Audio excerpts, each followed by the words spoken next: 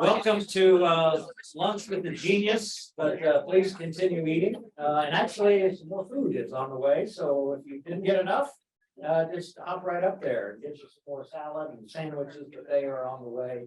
But please feel free to get up and move around. But thank you. Great turnout today for lunch with the genius. And we appreciate you being here, especially on a hot summer day.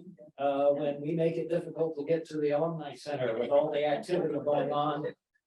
This has been going on for about 5 years now, trying to get that stuff. And I think in a month or so, it should be ready as we get ready for the Route 66 festival. So they have to get it done by then. So they've been working night and day on this, but thank you for making special effort to be here. You know, I love July 4th. But also when July 4th gets here, that means the fall semester is really quick. And it just seemed like we started summer, and we did, and there's still so many big things going on campus during the summer, but really now we're gearing towards the fall semester. But a lot of good updates, and so as we do at the Lunch with the Genius, we bring up our president of the university, Chris Smart, to give us the university update. Perfect.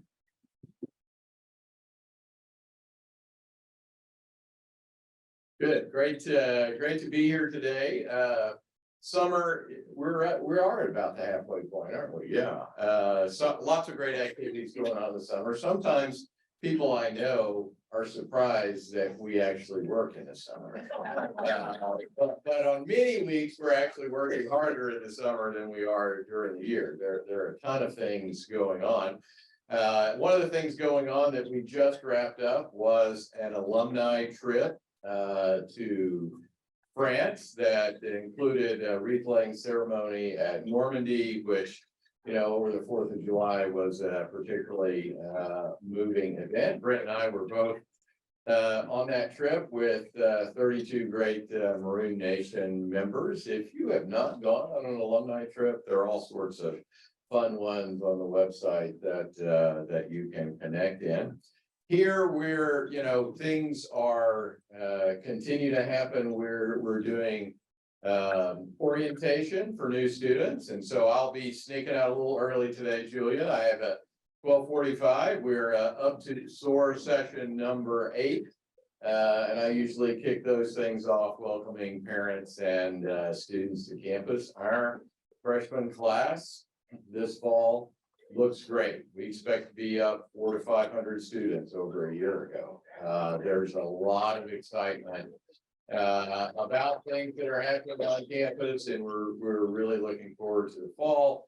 There are also special things that are going on this summer. I hope you all saw and tracked and maybe streamed some of the Smithsonian Folklife Festival this summer that just wrapped up Sunday. One of the 2 themes was the Ozarks. Our own Tom Peters was there literally for 3 weeks, helping kind of organize craftspeople and music and food demonstrations and lectures. Brooks Blevins was there talking about the Ozarks. We had over 100 participants in that, probably close to 1 million people went through that exhibit over a couple of week period. Great publicity for our area, great publicity from the university. There were close to 100 publications, television spots talking about that. The Springfield Business Journal got a great summary of it this week if you haven't connected. A lot of the music, including the Ozark Mountain Daredevils that performed on July 4th are captured still, that you can go back and look at if you connect into the Smithsonian Folklife Festival. And of course, then our usual camps and tent theater and lots of things going on this summer. There are still tickets to the prom, which is the 3rd tent theater production. That one hasn't sold out. First 2 are completely sold out. So you want a fun, I'm going to the Sherlock Holmes one on Thursday. We're going to see how the new fans work when it's 95 degrees. But first show is fabulous. Lots of things going on this summer. It's it's a great place to be and can be connected to and work at the university. But we've got a great presentation lined up for today, and to kick that off, I'll bring Greg back up.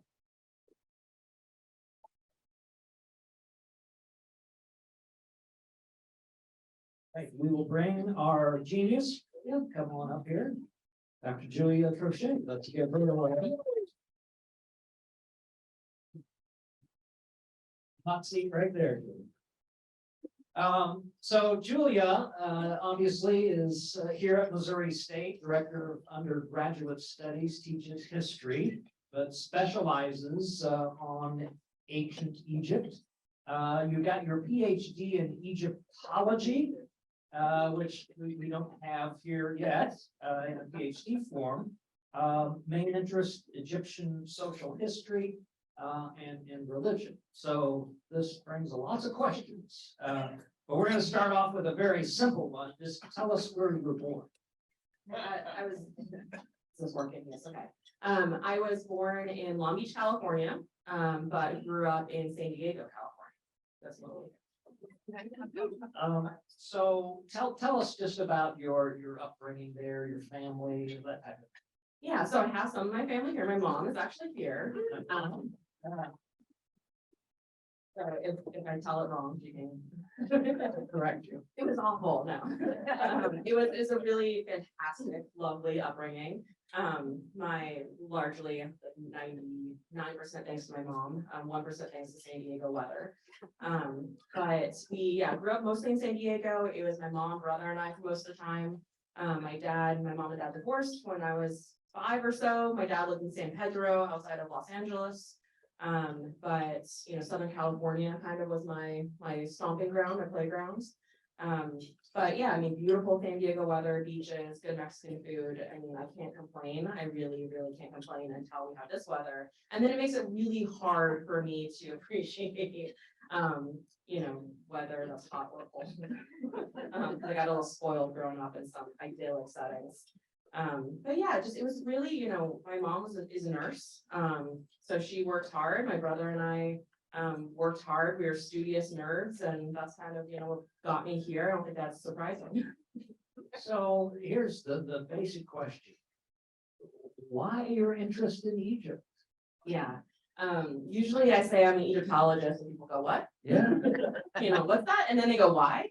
And then they go, and how do you make a living with that? So I love history. I grew up watching History Channel before History Channel was what it is now, which is not history or science or facts. But I grew up when you could, really watch a lot of history documentaries and things, and I really fell in love with history in general, and ancient Egypt is the earliest iteration of that, so if we're interested in religion, if we're interested in social dynamics, one of the first groups of people to do any of those things are the ancient Egyptians.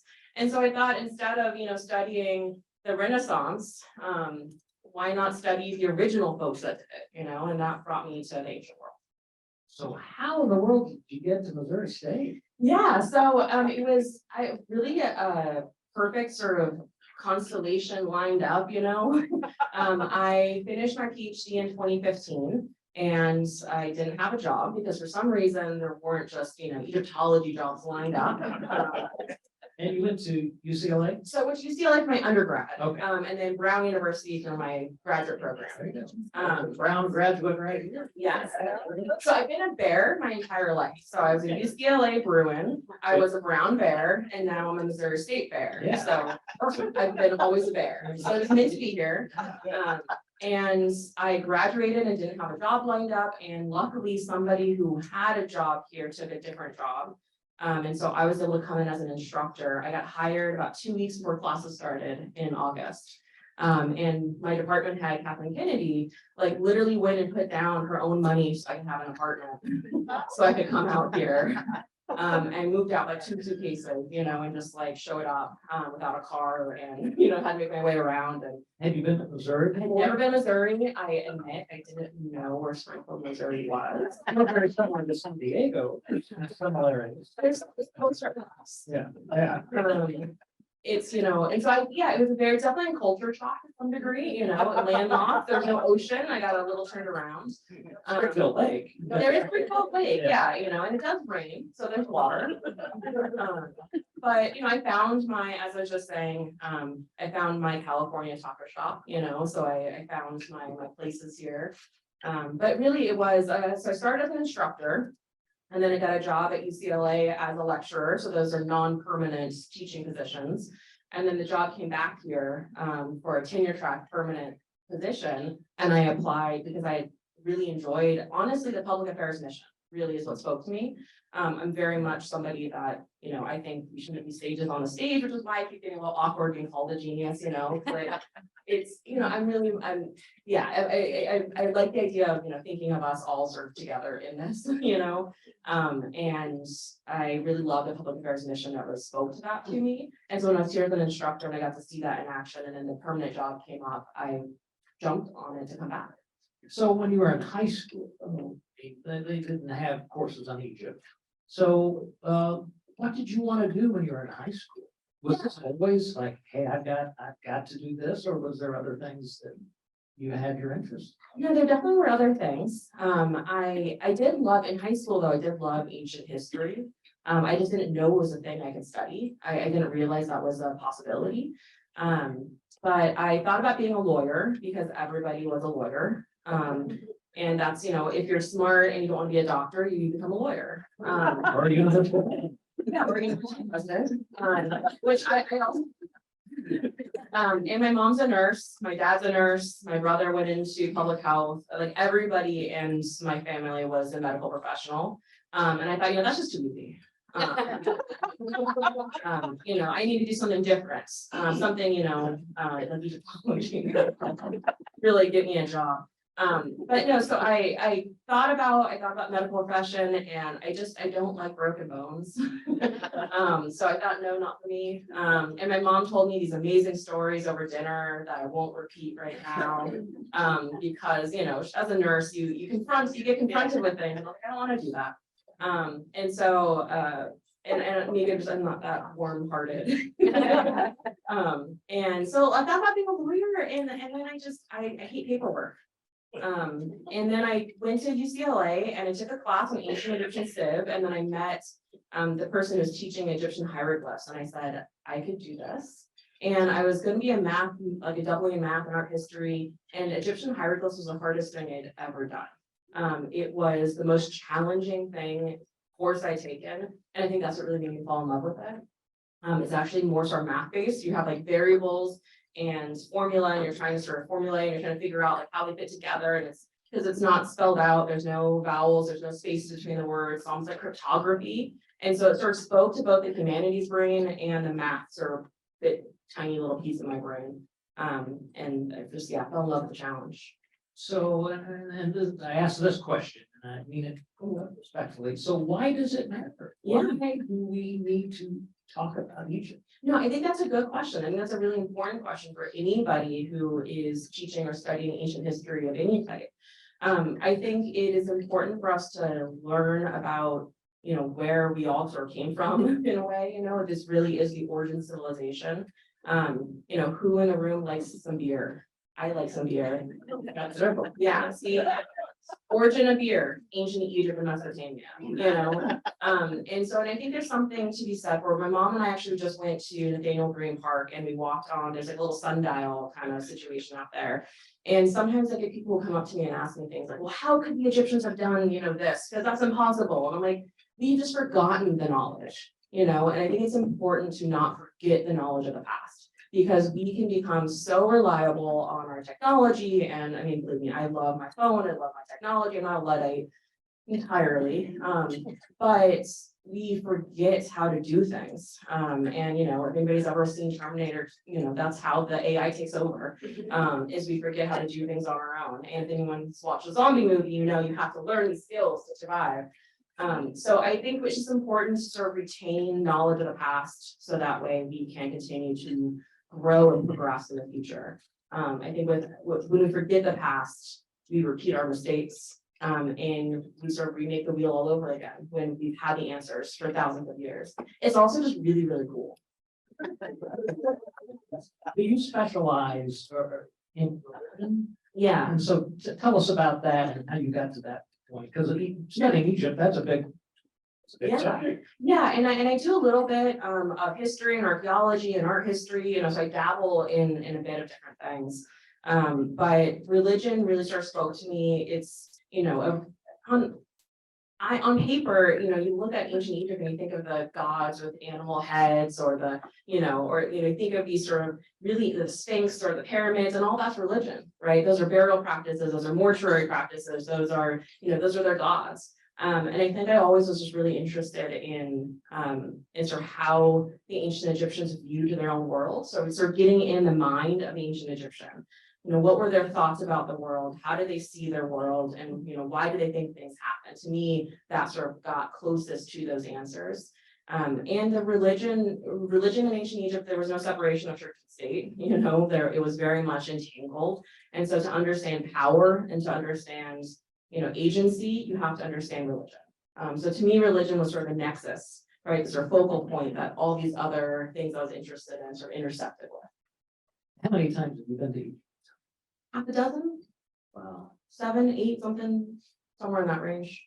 And so when you go there, what do you do? Yes, I've been on a number of archaeological projects. So I've dug and excavated in Abydos, which is in the south of Egypt. But more recently, that's when I was a graduate student. More recently, I've been working on what's called an epigraphic project. So that's recording ancient inscriptions. Specifically, I work on ancient graffiti. And so I've been doing that at the Ptah Temple and at Karnak Temple in ancient Thebes, modern Luxor, which is kind of more middle Egypt. And their graffiti is really kind of like our graffiti. It's, so-and-so is here. It's really kind of interesting. And so that's, that publication's coming out, and I've been looking at what I call pilgrim grooves there, which are people who just come up and touch the walls and create these really deep grooves where people have touched the walls over and over again across the millennia. And sometimes though, so when I do work, that's sort of where I'm at. But then I sit on the board of the American Research Center in Egypt, which is an international nonprofit cultural institution in Egypt that has a diplomatic mission, but also a mission to foster knowledge of ancient Egypt and contemporary Egypt as well, but also so to develop relationships between Egypt and the United States. And so I sit on their board, their national board, and so we have board meetings and other events sometimes that bring me to Cairo. So I know there are several people in the room who've been to Egypt. Will there be a time you think when you can't go to Egypt? No. The first time I went to Egypt was, I was actually in Egypt the day the revolution broke out. I was in Cairo, in the airport, and we flew off and landed in Turkey, and all these text messages came through. I was like, did you get out? And we're like, what are you talking about? Because we were on the plane without any knowledge that a revolution literally just broke out right behind us. So I've only really been going to Egypt since the revolution. And I think there are areas that maybe I would prefer not to go or only go in certain circumstances. But Egypt is a safe country. And I mean, there are problems everywhere. There's violence everywhere, unfortunately. I don't think there ever will be a time that we can't go to Egypt in some capacity. We use our street smarts, walking down the street, you don't go through a dark alley if you don't have to, kind of a thing. Same thing in Egypt. And yeah, I don't think there'll ever be a time. I think in part because the world won't allow it, because the world sees ancient Egyptian wonders as part of our shared cultural heritage, like human cultural heritage. And I think that the world will not allow that to be a place where we can't go, right? Because too many of us want to be there. And how do you view the relationship between our two countries? Complicated. And I'm not a poli-sci person, I'm not a politician, so that's definitely, modern politics is definitely a weaker area for me. And there are things that I don't always agree with modern Egyptian government, and it is a really complicated relationship as an outsider, right, who's coming into somebody else's country and wanting to do work there that I have to get permission to do. So there's a certain relationship that we have to sort of maintain. and I know I'm a guest in somebody else's country, and then I'm also, working with ARCE, and sort of their diplomatic mission. And so I think it's made me realize and appreciate, I think, much more sort of administrative work and political work, in that I may not agree with everything that somebody does, we still have to find common grounds. Right, we still have to find a way to work together, find something we do agree on, find a way we can build on that. And maybe, make some compromises. And I think that it has been a real learning experience for me as, as a sort of administrator, as an educator, and as a person individually, sort of learning how to navigate that, because that's tricky when you sort of personally might disagree with something, but you still have to sort of be there and be in it. So how many Egyptologists are there in the world? Well, so I'm going to the International Congress of Egyptologists in August. On August 4th, I leave to go to Amsterdam. It's being held in Leiden, and so I can tell you that. But I think there's probably maybe a few hundred of us, Really? including grad students. I mean, there's a lot of people who are grad students who then don't get jobs and aren't able to continue being an Egyptologist in an academic capacity. And then there are people who, we have a local American Research Center in Egypt chapter in Missouri that I started a few years back. And one of our board members is a CPA, an MBA, and she's retired and then has gone back and taken classes and is publishing now in Egyptology. She's publishing the Nelson Atkins coffins that are up in the Nelson Atkins Museum. And she keeps saying, like, I'm not a real Egyptologist. I'm like, you're translating late Egyptian hieroglyphs on a coffin, like you're a real Egyptologist.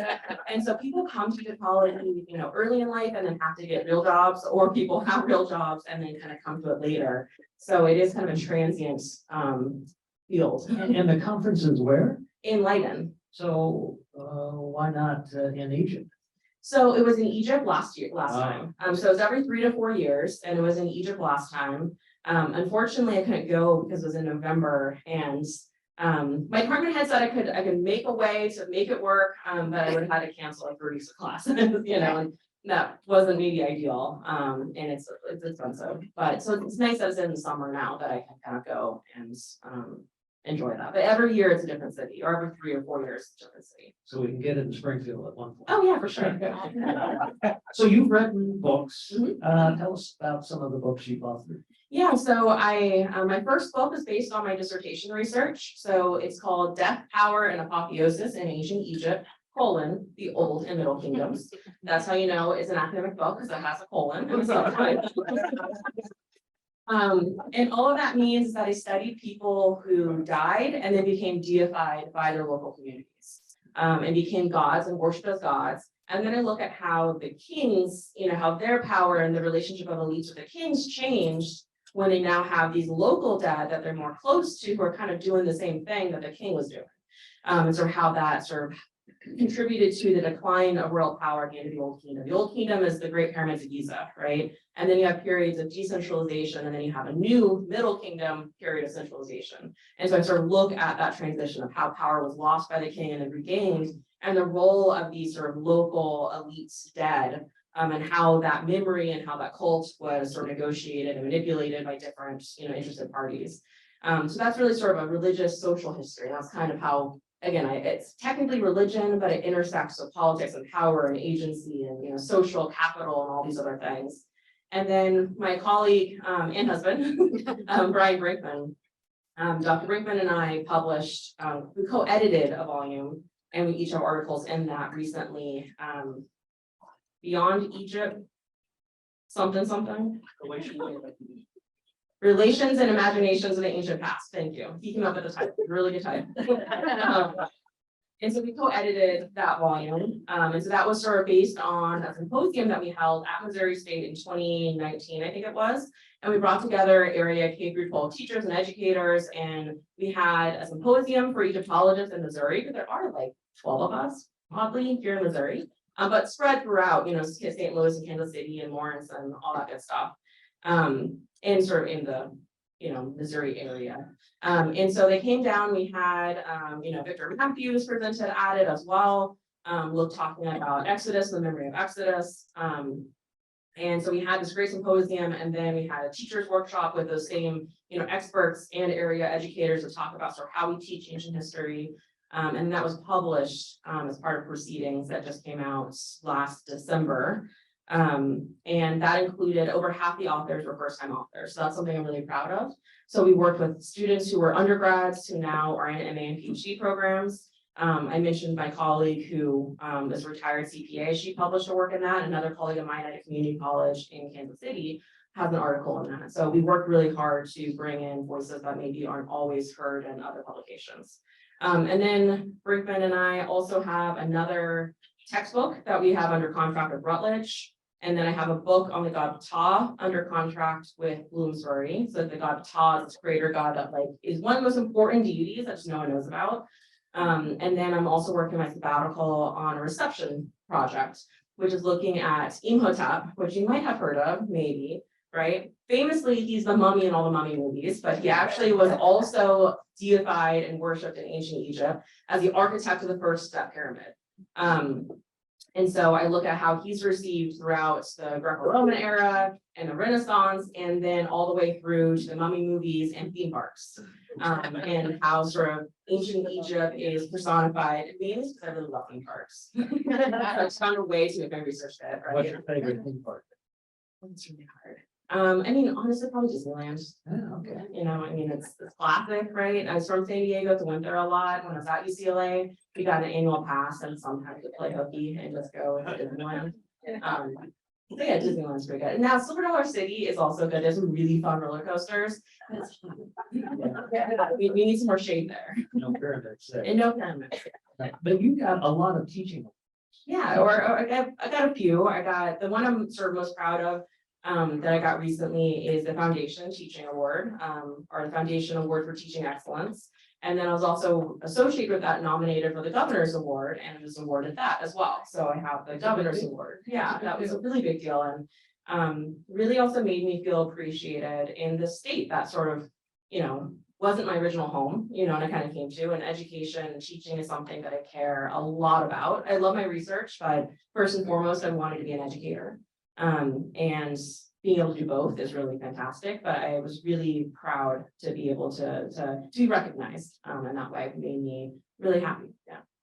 Do you feel like there is a, and maybe this is not the right word, a shortage of people going into your area? Do you have concerns with that for the future, or is this something that will always be there? Yeah, I think this is something that will always be there.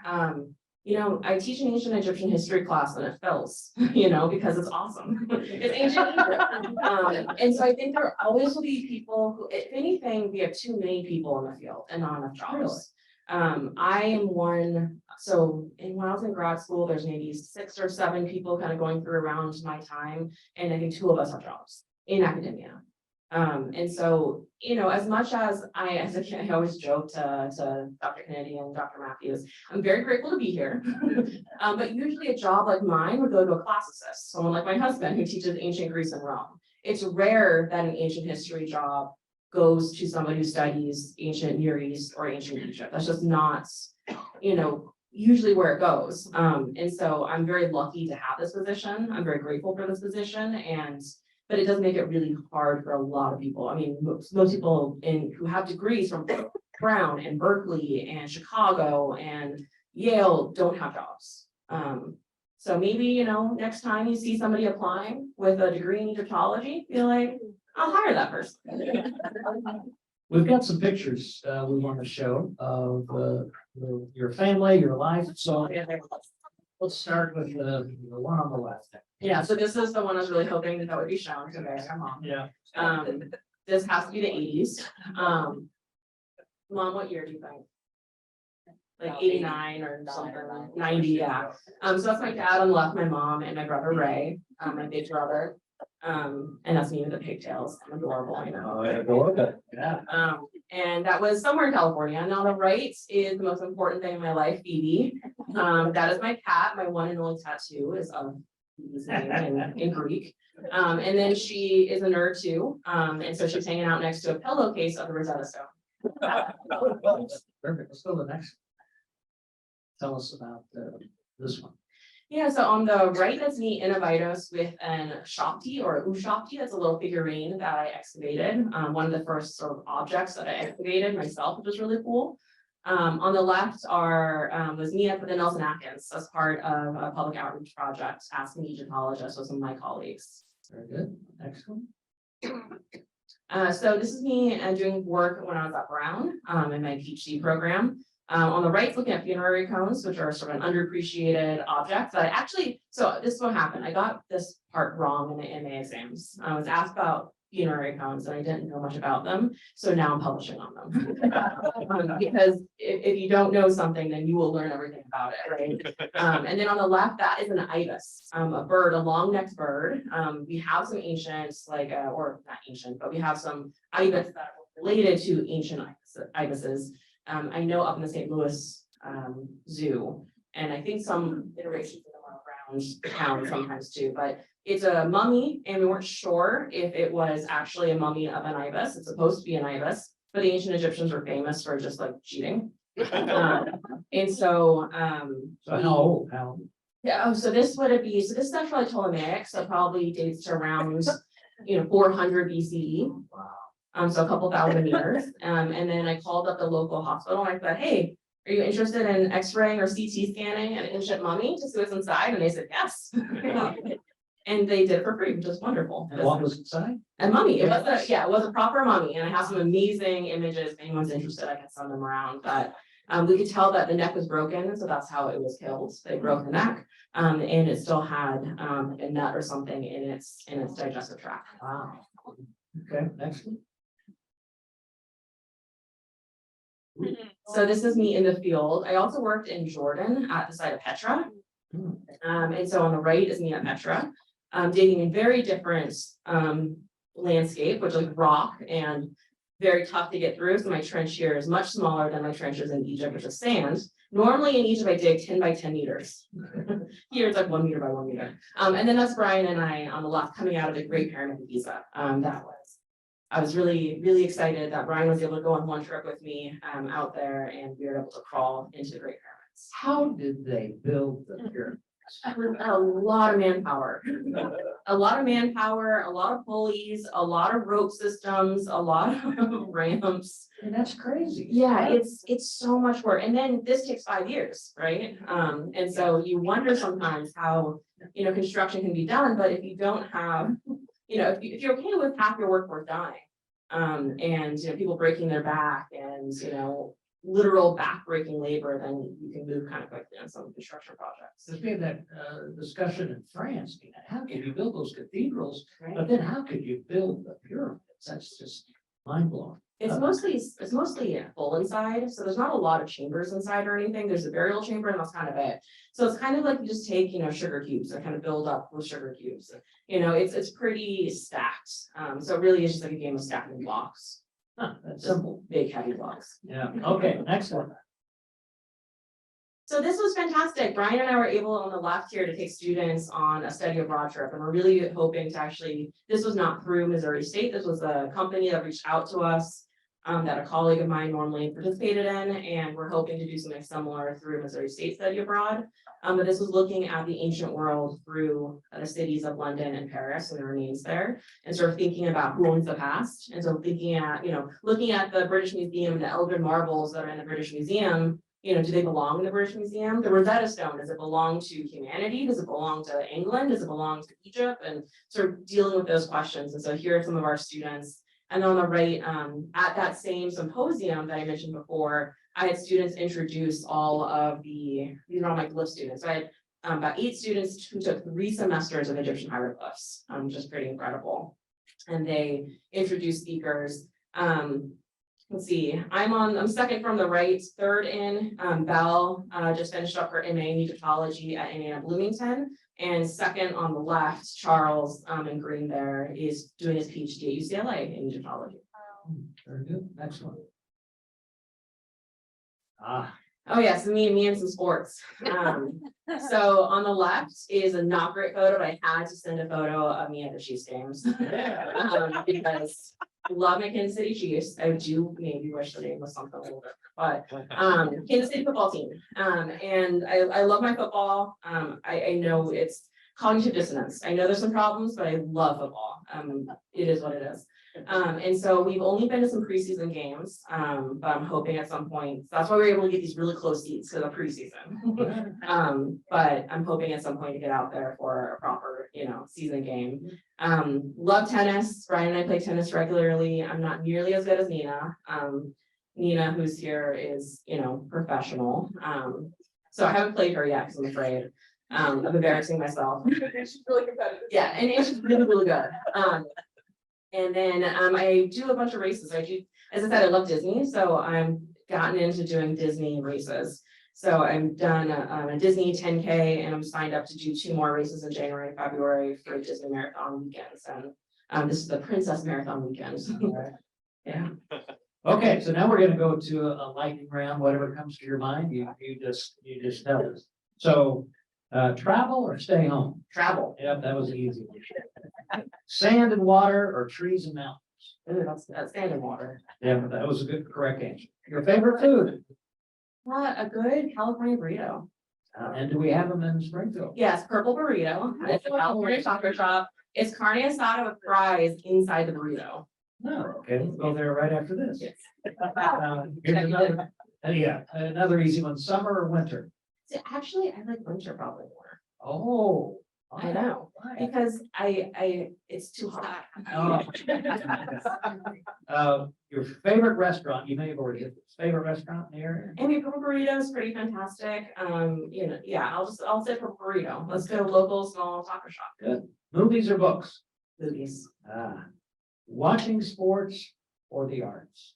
sports, Good. Ice cream or cake? ice cream. Oh, Good answer. favorite spot on campus?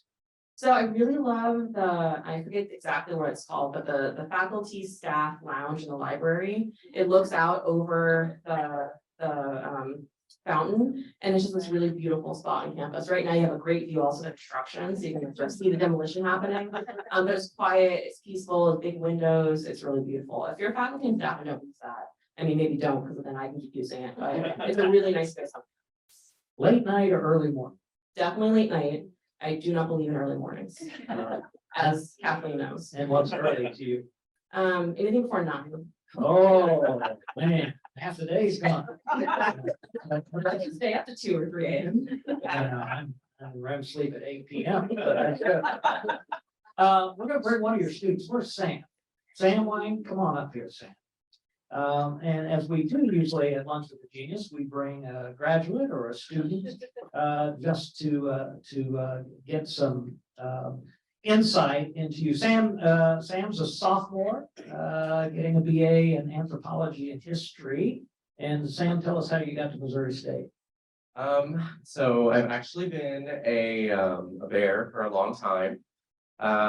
When I moved to Springfield when I was about 3 years old, my mother moved back here because she took a job at the university.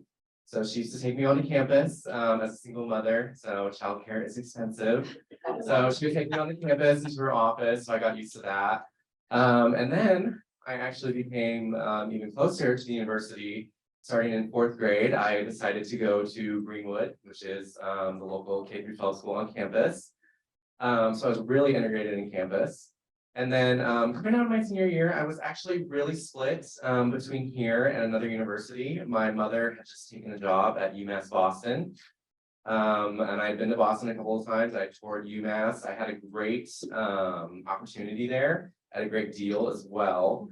But I would say at the end of the day, when it came down to it, I looked at my options and I looked at the Boston area compared to the Springfield area. You know, both areas, you know, they're in need of people who will help those in need.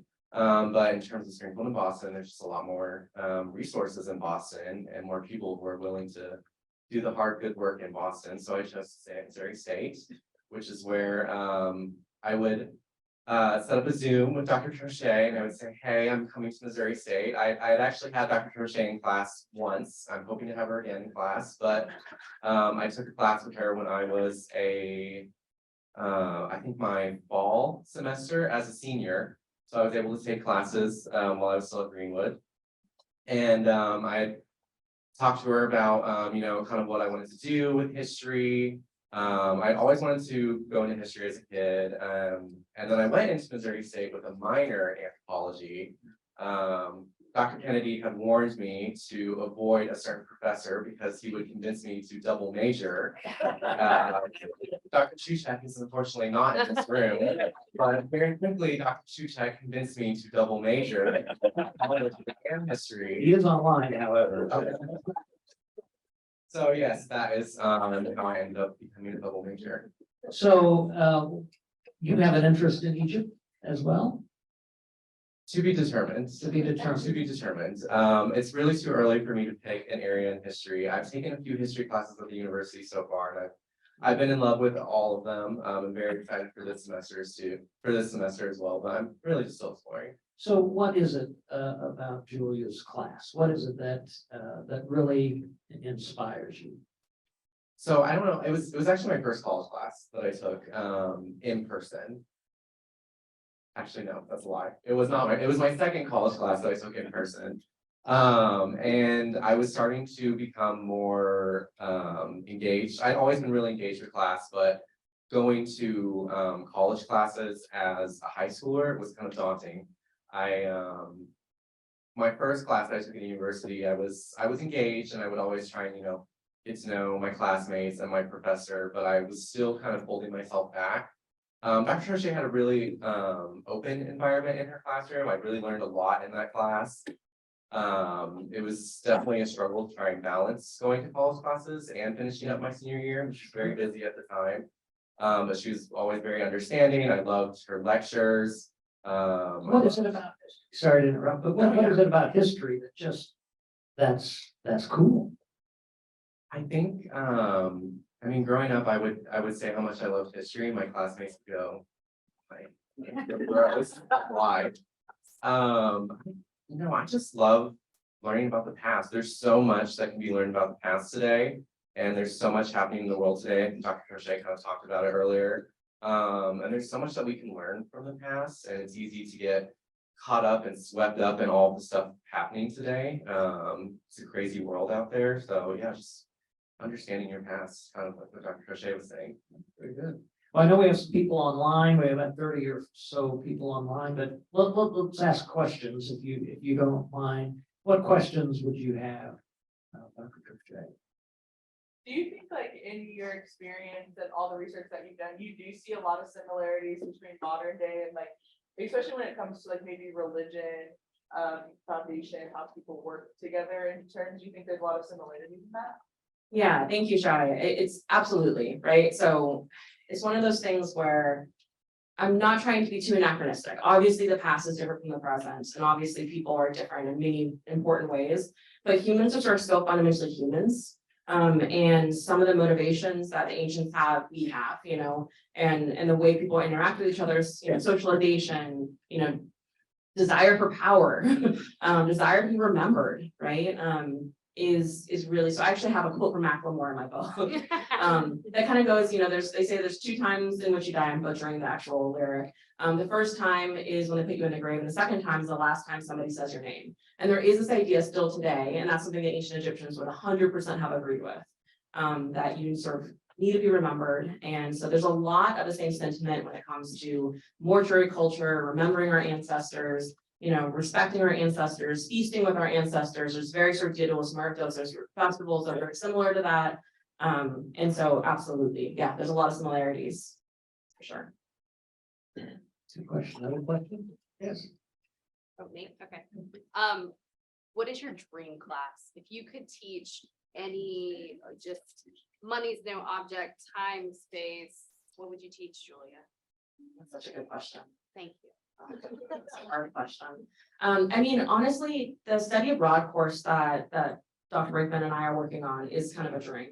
And we might have to modify it because of cost, you know, because we don't want to have students pay like $20,000 to go to like all the places they want to go. But we really want to do something that goes through Egypt, through Rome and, you know, nearby areas, and through Athens and Greece, the nearby areas. And so really being able to do something abroad in the actual ancient sites, like being able to go to an ancient Egyptian temple and talk about, ancient Egyptian religion and priests and, what they're doing and going to the Colosseum and not scratching your name in the Colosseum because it's ancient. Sorry, that's a recent news article. Yeah, that person needs to come to Missouri State to take some history classes. And so, yeah, I think that would be it. Being able to really sort of bring students into that tangible experiential learning environment. And so hopefully that will become a reality, even if it's slightly modified. Other questions? Wondering what are we waiting for? Why don't we have programs like that? So I think part of it is, is bandwidth. So I've taught, I've taught ancient hieroglyphs to students. But unfortunately, I have to do other things. And so as Dr. Kennedy, who has to run the schedule, and as Victor, who, has been my dean for the last 6 years or so, I have to teach other things. I can't just teach Egyptology, or ancient history. But if we could, have a few more, if we can have a few more lines, if we get some more hires in the history department, open up some more spots, then I think we could do that, right? And if we are having, so Kristen, Brian, me, and might get other people in here, I'm sorry if I'm forgetting people. John, if he's online, we are working on an ancient world certificate. So that way students who are working on the ancient worlds and archaeology can have something to sort of represent what they're doing, on their certificate. So we are working that direction, but taking over the world is a slow process. Outside of Egypt, what's your favorite place to travel or place you've been? Yeah, that's a great question. I just came back from Yellowstone and I really loved being in Yellowstone. It was very different from my other travel, which is normally going to museums and going to sites and like very intellectually sort of stimulating and active and in a different way, and going to Yellowstone was very just peaceful and hiking and hanging out in the Old Faithful Inn and drinking mochas and hot chocolate. It was like a very just like relaxing environment and obviously a very beautiful one with lots of just wildlife and nature. So Yellowstone has been really exciting. And for arts and cheese, I would say Paris. Yeah. Sarah just came from San Diego. I know, yeah. You guys got, she worked at San Diego State, now works for us. Very That's where my mom and brother both got their degrees from, San Diego State. Yeah, good. Other questions? Yes. What is your view on the ownership of the past? Yeah, so I'll give a very brief answer to that, and I'm happy to chat more.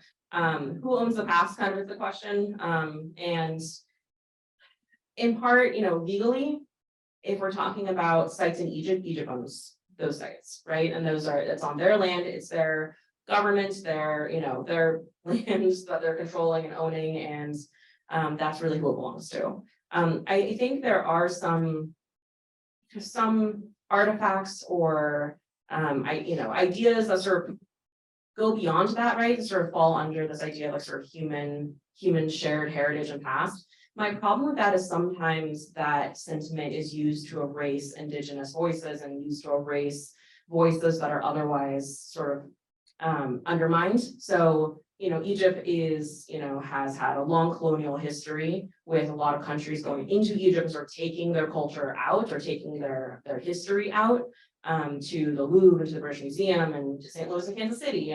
We have some artifacts in the Springfield Art Museum that we are going to have on exhibit in December. Dr. Brinkman and I are also putting together a small exhibit. So even in Springfield, Missouri, we have some Egyptology, or some ancient artifacts. So it's complicated, right? Legally speaking, Springfield Art Museum owns those artifacts. But the moral grounds it's just really complicated. Because I think this idea of shared cultural heritage sometimes is used to undermine voices that don't have as much power and influence. I think everything should be published and put online and made, I do a lot of like VR work, right? And making like models of ancient temples, people can explore them digitally, right? And so I think publishing, making them accessible as much as possible is paramount and our responsibility as scholars and as archaeologists. But beyond that, I think it gets a little bit more murky. Thank you for that question. Other questions? So I have another question, because I have a lot of questions. I'm probably gonna die after this instead of Zoom. But when it comes to exploring like ancient artifacts, like the people, for example, and like the person who pulls the individual out of wherever they may be, and bones and things like that. Is that part of Egyptology, or is that something else that more people explore those kind of It's artifacts? a grave robbing.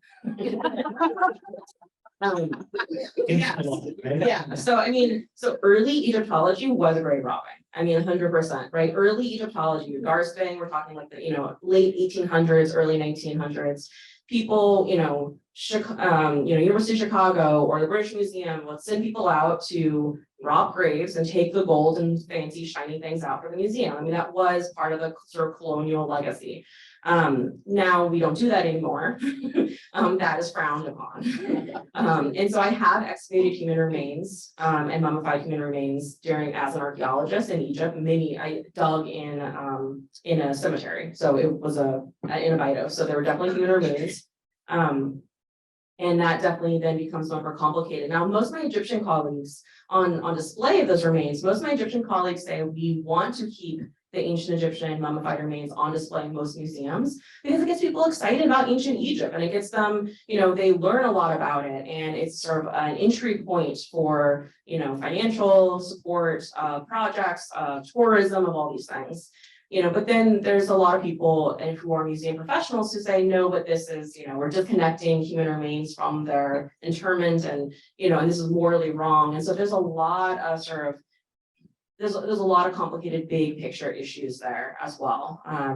But I can say that whenever in my project, whenever we encountered a human remain, it's our job to record it as precisely as possible with photographs, with drawing. I had to draw every single bone of the human body. So articulated human bodies, we draw them out to scale, take photographs, and try to preserve as best as we can, because we have to really, really respect that life that was in front of us. Good, yes. I'm being nice here. I actually had a couple questions, and one of them has to do with if you wanted to talk a little bit about your interest in Egyptomania and the myths about ancient Egypt, as well as one of the things that I really respect about your research and that your involvement in students is the challenges, is the way that they have integrated, for lack of a better framework, a multicultural view of Egypt, not as a Western civilization. So you could pick either one of those to kind of address, especially Charles's work, which I just found really quite wonderful. Yeah, so Dr. Kennedy is referring to a previous student of mine, Charles Rhodes, who I mentioned is now at UCLA, who won our Best Student Paper Award when he was a senior in history. And part of what he was looking at Nubia, and was looking at sort of the southern neighbors of Egypt, and looking in part also at ethnic identity, right? And again, this is a short answer to a much bigger question, but there's a lot of sort of tension right now in debate about going back to this question, sort of who owns the past, about sort of who ancient Egypt is for. Is it for modern contemporary Arab Egyptians, or is it for Black Africans, right? And there's a tension there because modern Egyptians don't necessarily identify as African, and there's also tension because sometimes, so again, when I study reception, there's different groups that receive ancient Egypt in different ways and sort of take ownership and take history and take their identity from it. And not all of those always align, right? And so part of what I'm studying is looking at communities that are typically otherwise underrepresented in scholarship. So when we talk about Egyptomania, usually it's Victorian England, right? And it's sort of Western white elites, usually male consumption of ancient Egypt. And I'm interested in looking at other forms of consumption. So modern Egyptian consumption of ancient Egypt, African American and Black consumption of ancient Egypt, right? And those take on different forms for different communities. And I think that's really important to look at. And part of that goes back to sort of what Charles's work is looking at the ethnic identities of these folks in antiquity as well, right? And sort of how these identities have persisted from antiquity to today in different iterations in different ways. I know we're getting close on time. I just wanted to add real quick. I wanted to say thank you to Sam for being here. I think, I know a lot of people maybe who've come on here have been like graduates and stuff. And so I think it's a lot for you to come as a current student, having to say like, what do you think of Dr. Troche that you might have another class with? But when Sam was in my class, was one I didn't know he was a high school student. So it wasn't until like the end, sort of near the end, when we were chatting a little bit more, after class one day or something, that I learned that, and I was like. Because like Sam was just one of the most, incredible students I had in that class, and, so smart and just so thoughtful, and so, really doing, really, really impressed me, to learn as a senior in high school, was very impressive. And so keep an eye out for this one for the next couple of years. It's gonna be doing amazing things with their pantry, with positive polls. And that's something that I am really, inspired by Sam's dedication to helping underserved communities, and really just putting, his time where his mouth is, and not just saying, I believe in helping others, but like spending hours at Positive Holes and at the Bear Pantry. The Bear Pantry, I'll just add, for anybody who doesn't know, is a place on campus where students and staff who have food insecurity or other insecurities when it comes to personal hygiene products or anything like that can go and get free food and free personal hygiene products and free sort of resources. So if you have, a trip to Costco and have an extra box of individually wrapped granola bars and you don't know what to do with, Bear Pantry is the place to take those. Notebooks too. Yes, notebooks, pens, things that like students, come from a lot of different backgrounds and don't always have all the same resources that some of us maybe thought was sort of basic. And so pens, when Sam once came and said, we need some more pens and, notebooks. And I was like, this means, it delighted me that they ran out so quickly, because that means my students were taking notes. Which is delightful. Have time for one more question. Yes. Fine. Yeah. Okay, so what did ancient Egyptians done so well that you wish to see today in today's society? And what advice do you think they would give us? That is such a good question, Nina. I've never been asked that before. I probably should have like a stock answer. I think honestly, probably they're a hydraulic power. So they were able to use the Nile so the Nile is the main river that goes through Egypt, right? And they were able to use it, manipulate it to incredible ends. So a lot of the ways, so they would, put really heavy stones into ships when the Nile was low, and then as the Nile flooded, which it floods annually, inundates every year, that would raise the ship up, right? And so that's how then they could sail those heavy stones to a different area of Egypt while the river was only at its greatest height, right? So they would sort of be really intentional in how they used the river, how they used the currents and the power of water.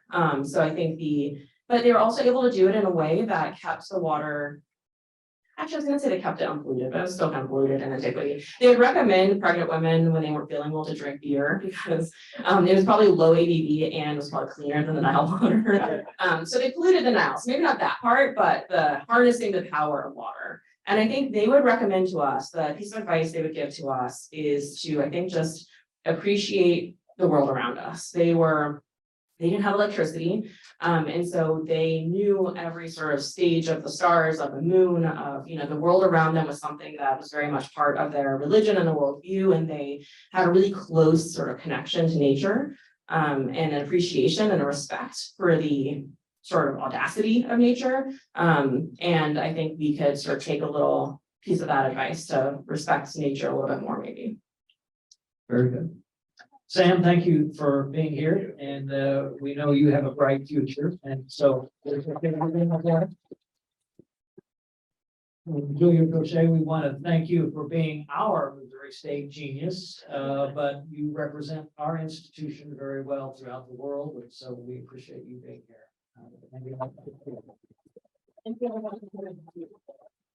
And thank you for being here. We'll be back September 27th when Melissa Bledsoe, who is our interim dean of the college, our College of Agriculture, will be talking about nutrition starts with soil and all that other dirt. We'll be talking about that. Thank you for being here and have a good afternoon.